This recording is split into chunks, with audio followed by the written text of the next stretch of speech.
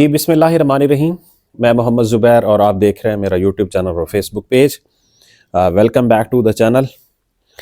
अच्छा जी, आज हम बात करेंगे पब्लिक सर्विस कमीशन में जो अपकमिंग जॉब्स हैं 300 के करीब जो मुख्तलिफ कैडर्स की जॉब्स हैं, वो मुतवक्के हैं लिटरेसी डिपार्टमेंट की। अभी क्योंकि 3-4 दिन हमारी जो वीडियो नहीं आई, इसमें हमारी कुछ एडमिनिस्ट्रेटिव जो है वो इंगेजमेंट्स थी, तो उसमें मुख्तलिफ लोगों से इंटरेक्शन हुआ।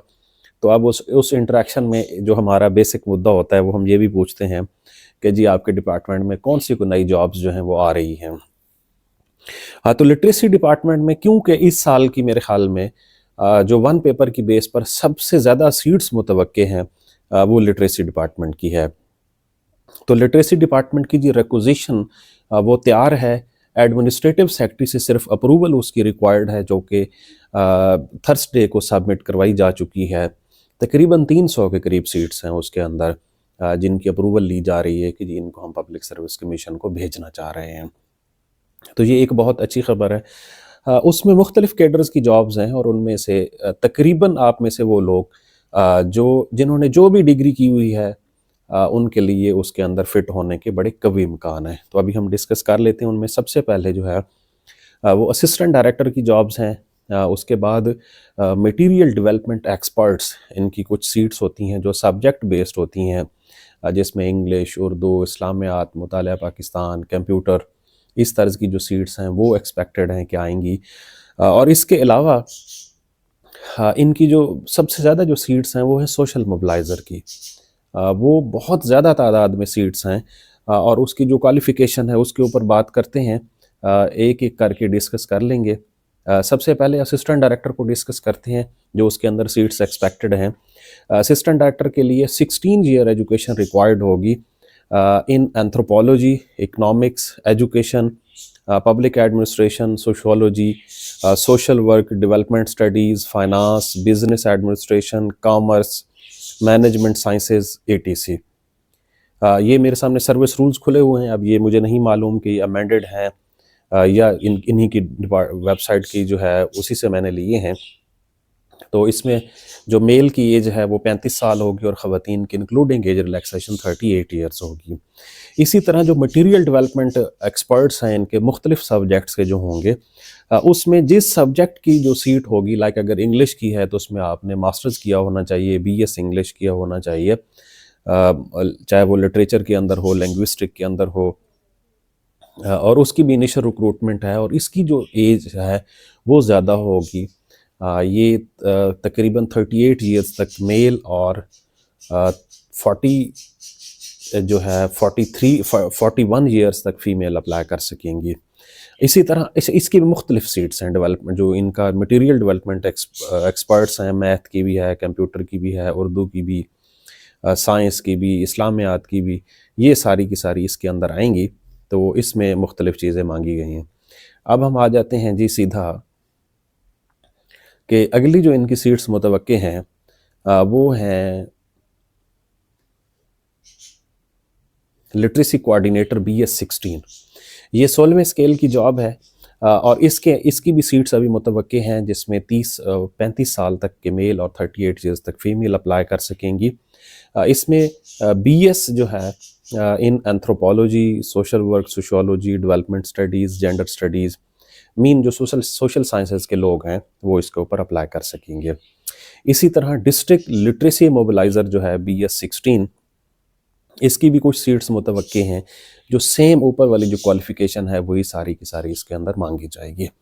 अब आ जाते हैं हम उस सीट के ऊपर जिस पे आप में से तमाम लोग जो हैं वो अप्लाई कर सकते हैं। इसी तरह इनके जो ट्रेनर्स हैं उनकी भी सीट्स एक्सपेक्टेड हैं।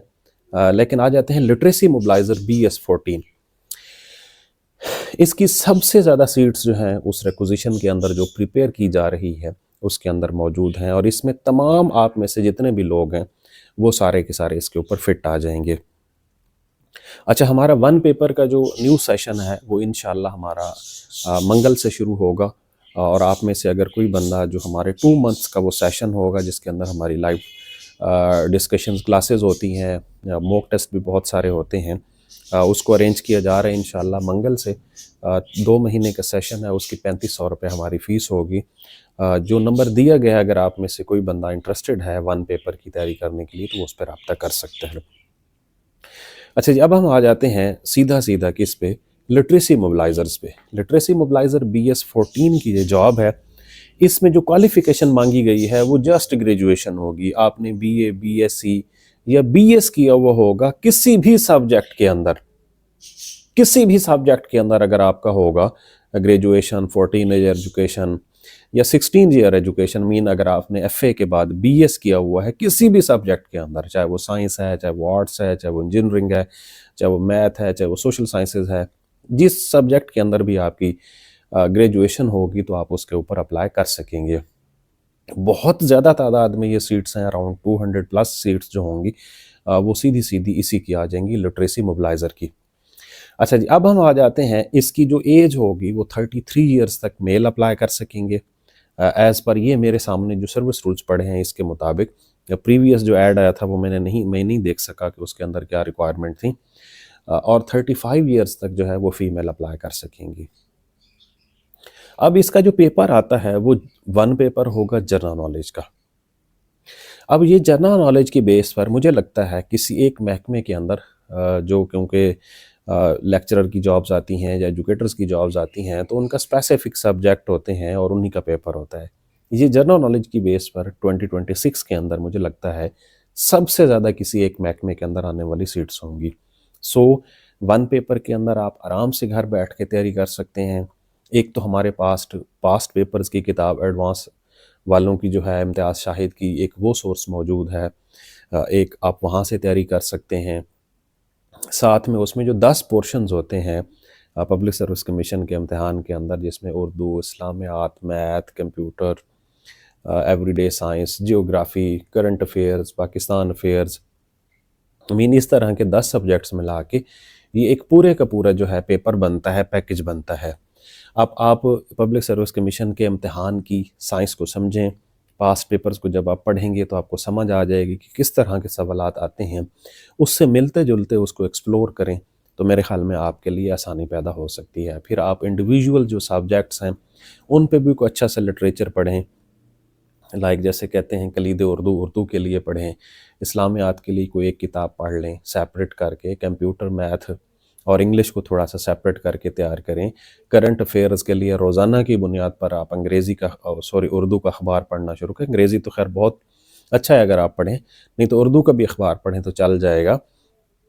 तो ये सारी चीज़ें हैं जो कि पब्लिक सर्विस कमीशन के इम्तिहान के अंदर आती हैं। अब ये सीट्स कब तक मुतवक्के होंगी, ये तो मैंने बता दी है कि इनका 1 पेपर होगा। अब क्योंकि ये हमें जुमेरात को मालूमात मिली थी और उस वक्त उन्होंने कहा जी प्रिपेयर हो के ये फाइनल अप्रूवल के लिए सबमिट की जा चुकी थी सेक्रेटरी को, एडमिनिस्ट्रेटिव सेक्रेटरी को, लिटरेसी डिपार्टमेंट के, तो मोस्ट प्रोबेबली इस हफ्ते के अंदर उसकी अप्रूवल हो जाएगी, ये जो सोमवार से शुरू होगा। और उससे ऑनवर्ड क्या होगा कि इसे अप्रूवल पब्लिक सर्विस कमीशन को भेज दिया जाएगा। अब पब्लिक सर्विस कमीशन बाजू का 2 वीक्स ले लेता है, बाजू का 3 वीक्स ले लेता है, बाजू का 1 वीक के अंदर भी प्रिंट हो जाता है इश्तिहार, जैसे PMS का इश्तिहार प्रिंट हुआ था।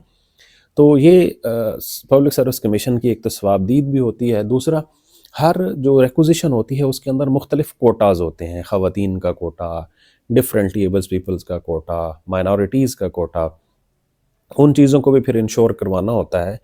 तो कभी कभार ऐसे होता है कि वो कोटा कोई मिस हो जाता है या ज़्यादा सीट्स कोटा के अंदर चली जाती हैं तो उसकी जस्टिफिकेशन मांग लेता है पब्लिक सर्विस कमीशन। अदरवाइज़ अगर सीधी सीधी से रिक्विजिशन ठीक तरीके से हो तो वो बहुत जल्द प्रिंट हो जाती है। तो मुझे लगता है कि शायद विद इन 1 मंथ जो है, अगर ये पब्लिक सर्विस कमीशन को इस हफ्ते चली जाती है तो विद इन 3 वीक्स ये इश्तिहार प्रिंट होने के कवी इम्कान है।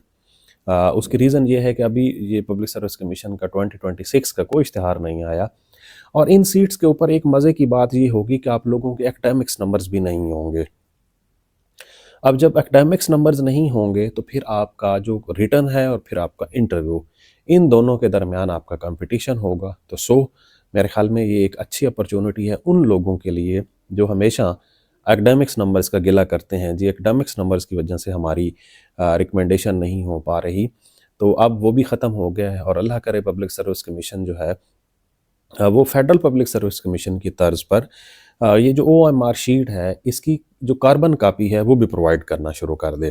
क्योंकि बहुत सारे कैंडिडेट्स हैं जो अच्छे कैंडिडेट्स होते हैं, वो कहते हैं कि हमारे एक्सपेक्टेड नंबर इतने थे, वो कम हुए हैं, कुछ कह रहे होते हैं ज़्यादा हुए हैं। मीन इस तरह की जो आ रही होती है वो भी ख़त्म हो जाएगी। शाम को हर बंदा घर बैठ के या अगले दिन की अपनी चेक करके ख़ुद को इवेलुएट कर सकेगा।